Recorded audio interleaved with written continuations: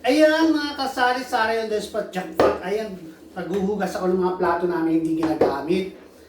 Dahil kahit di mo na ginagamit, nagkakadumi pa rin. Maliit lang po kasi yung bahay namin. Pati lababo, kaya nandito ako. Dito ako naghuhugas sa banyo. Maluwag-luwag pagkilos. Ayan.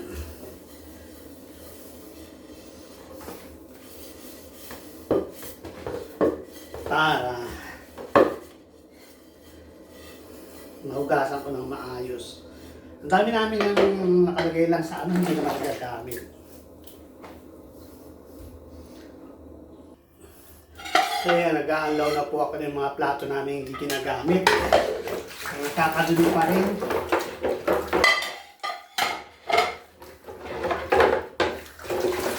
Dito po ako naghugas sa banyo kasi ang liit ng aming lababo.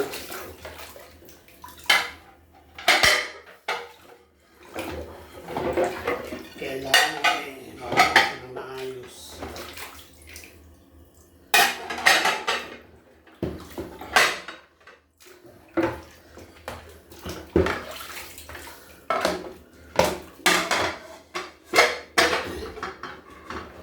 Ay. So ayan po at tapos ko na itong manugasin. Yun namang maliliit. So ito namang maliliit ang aking hugasan. Yung maliliit na ganito.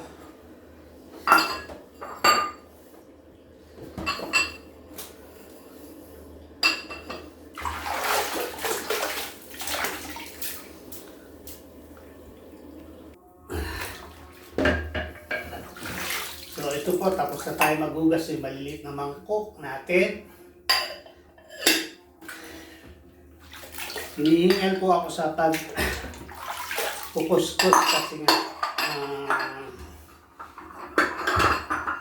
maraming talsik ng mantika. Maliit lang po kasi yung lababo namin.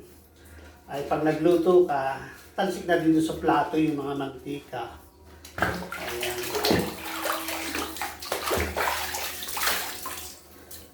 Ayan. Tayo ay mag-assist na ng... Tapos na po ako sa mga plato. Ito naman lagayan ng plato ang aasisin ko.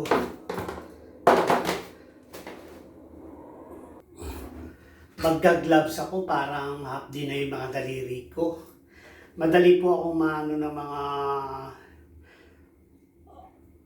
Madali masugat yung kamay ko kahit ako ay anak mahirap lang. Madaling masugat ng mga detergent soap. Detergent soap. Ayan. Kaya mag-gloves po muna ako. So ayan, meron akong gloves.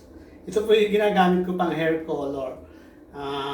Kaya tinatago ko yung mga ganun para in case na kailanganin. Meron ako makukuha. Kaya huwag mahiling magtapon-tapon agad, ha? Mga kasari-sari yung dos pat-jackpot.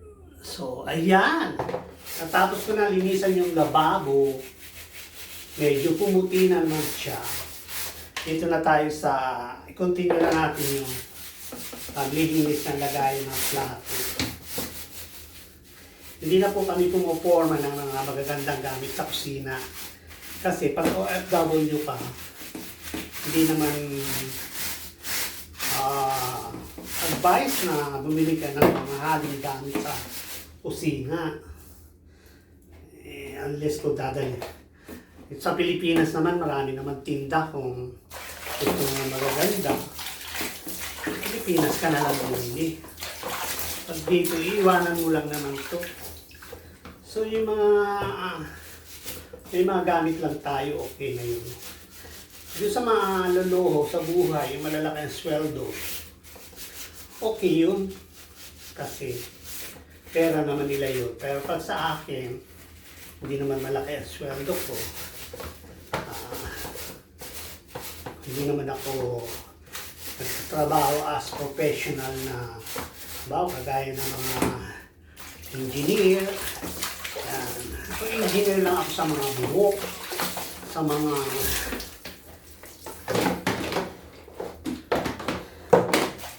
ayan.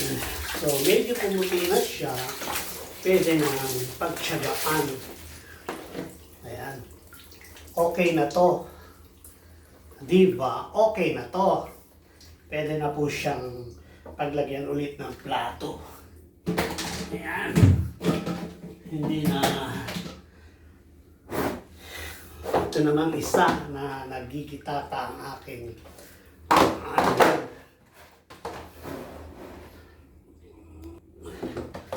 sa totoo lang po, ang pinakamahirap linisan yung mga talsik ng mantika na natuyo na, yung parang nabuo na siya. Hirap maglinis sa totoong buhay. Kaya bilib ako sa mga household na sa mga katulong na sa bahay, yung tagalinis. Shout out sa mga ating mga housemate na masisipag. Talagang itong gawain bahay yung kinakatamaran ko sa totoong buhay ko.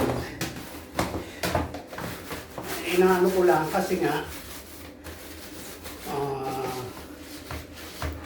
ito lang yung pagkakataon na magagawa ko ito, may mga extra ko.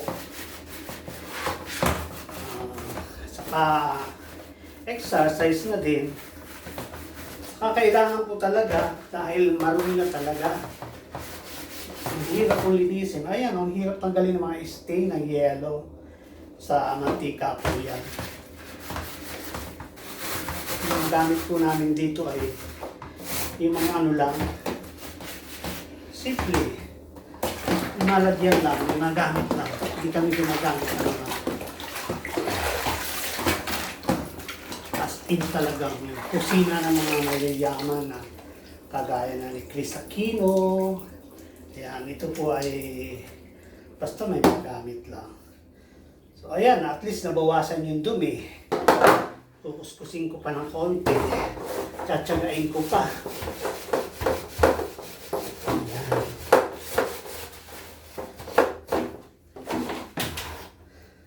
Nakadagdag pa linis-linis ng konti. Pero ako ay pagod na. Napagod na po si Meses. Hindi pa ako kumakain ng tanghalian. Hindi po ba? Kaya sa mga amo natin, sa mga boss, yung mga katulong natin sa bahay, huwag natin gugutumin. Dahil ibang nararamdaman ng tao pag gutom ka tapos nagtatrabaho ka. Kagaya nito, gutom na ako.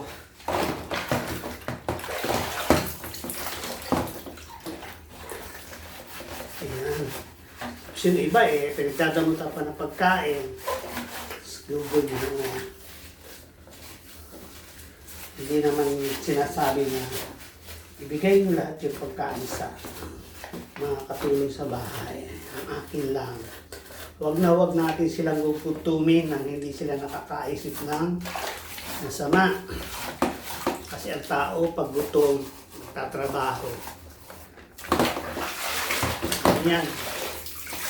Wala sa huwisyo. So ayan po, at medyo pumuti na ng kaunti kasi manakalayo yung camera. Oh my God! Ang hirap maglinis sa totoong buhay. So ayan, malinis na yung ating lalagyan ng ayan, kanina ay nagkitatara yan. So nabawasan naman po yung mga dumi-dumi. So i-arrange na natin ang ating nilinis. Ayan, ilalagay ko dito.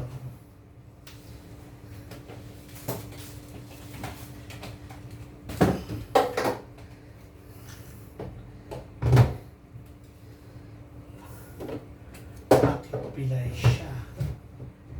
Ayan.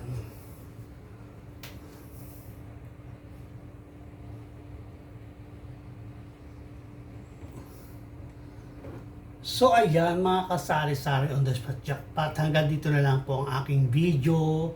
At ayan, isasalasa ko na lang yung mga plato na hinugasan ko dyan. Okay na to. Pwede nang pagtyagaan.